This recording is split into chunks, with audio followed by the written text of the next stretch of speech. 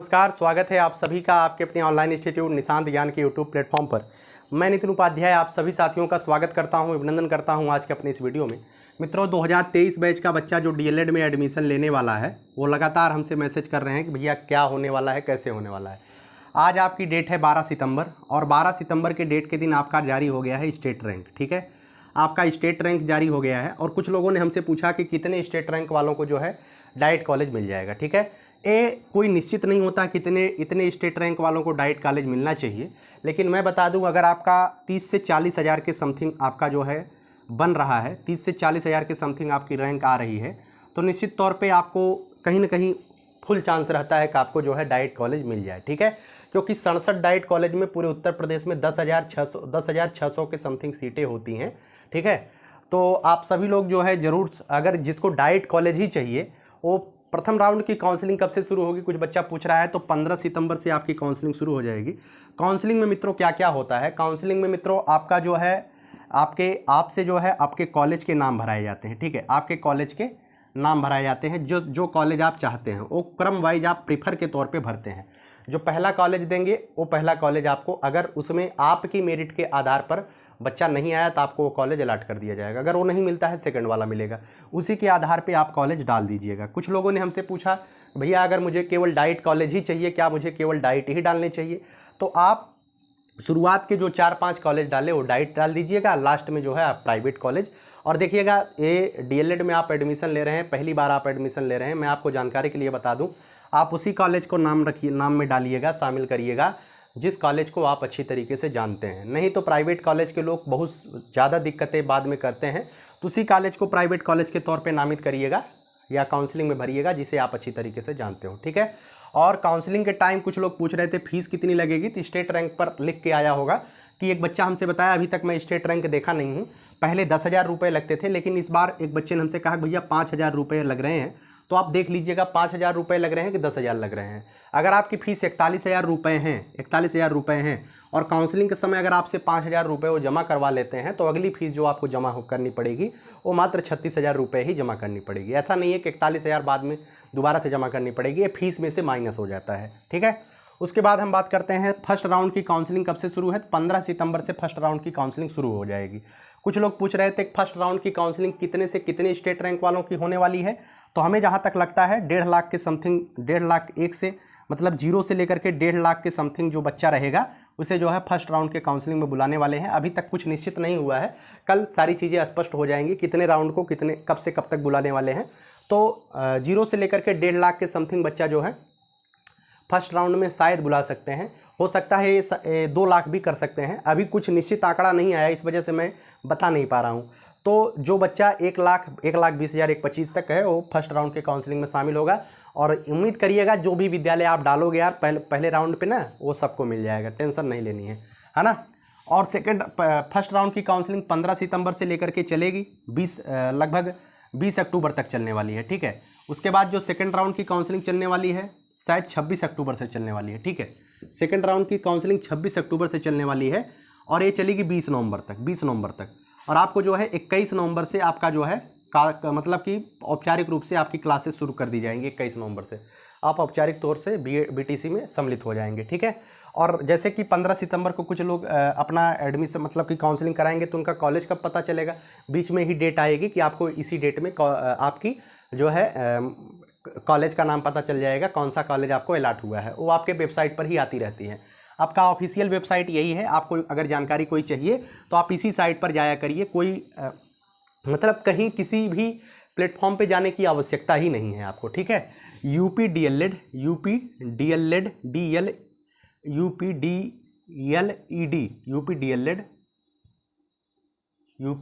इस तरीके से क्या यूपी डीएलएड इस तरीके से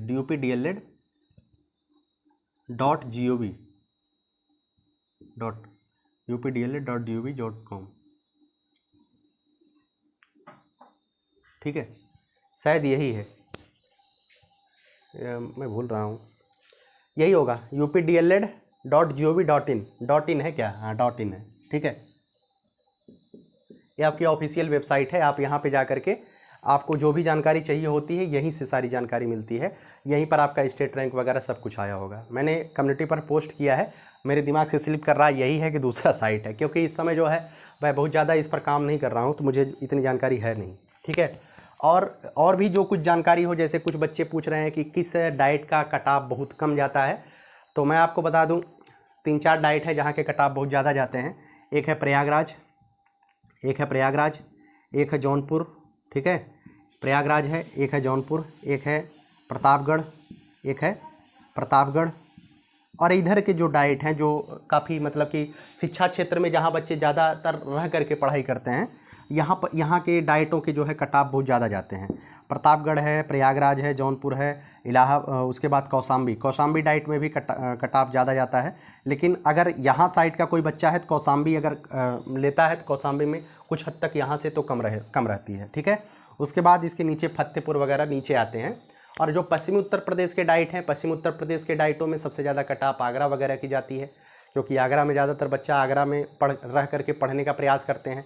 तो जहाँ पर बच्चों की संख्या बल्क में ज़्यादा होती है वहाँ पे कट ऑफ अपने आप ज़्यादा जाता है, और जहाँ पर बच्चों की संख्या थोड़ी सी कम होती है वहाँ पे लोग रह करके पढ़ना सुविधा नहीं होता है, वहाँ पर कट ऑफ जायज़ सी बात है कम जाएगी, वहाँ पर लोग इंटरेस्टेड नहीं होंगे। ठीक है, तो मैं 2 हिदायत आपको दूंगा। आप डीएलएड में एडमिशन लेने जा रहे हैं तो काउंसलिंग के समय आप वही विद्यालय डालिएगा प्राइवेट कॉलेज में जिस विद्यालय को आप जानते हैं।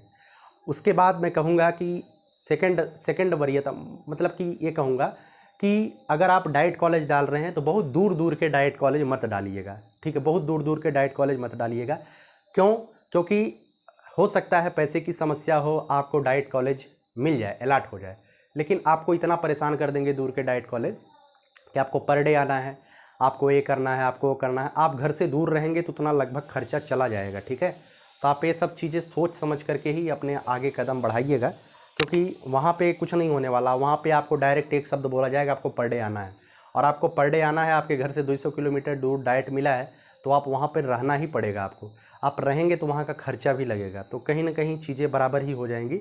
आप सोच समझ करके इसका सॉल्व करिएगा, क्योंकि वहाँ पर ये नहीं होगा कि आप नहीं जाएंगे तो भी काम हो जाएगा, आपको जाना ही पड़ेगा। ठीक है, इस तरीके से आप आपके घर के आसपास हो तो कोशिश करिएगा, बाकी समझ रहे हैं ना। चलिए, उम्मीद करता हूँ चीज़ें आपको समझ में आई है। स्टेट रैंक आ गई है, इसके बाद की प्रक्रिया यही होगी कि आप काउंसलिंग में अपने विद्यालय का प्रेफरेंस देंगे, और जैसे जैसे प्रेफरेंस देंगे आपको जो है 4-5-6 दिनों के बाद, 10 दिनों के बाद आपका जो है कॉलेज अलॉट हो जाएगा। उस कॉलेज में जा करके आप डॉक्यूमेंट अपना जमा कर दीजिएगा। हाँ, कुछ लोग ये पूछ रहे थे कि भैया डॉक्यूमेंट हमारा जमा हो जाएगा क्या? जी बिल्कुल, आपका डॉक्यूमेंट जमा हो जाता है। डीएलएड में ऐसा होता है क्योंकि आप प्रशिक्षण ले रहे होते हैं। दूसरी चीज़, शपथ प्रमाण पत्र की बात कुछ लोगों ने कहा, और मेडिकल प्रमाण पत्र की। देखिए, शपथ प्रमाण पत्र और मेडिकल प्रमाण पत्र की बात मैं बताऊं। शपथ प्रमाण पत्र किसका बनता है जानते हैं?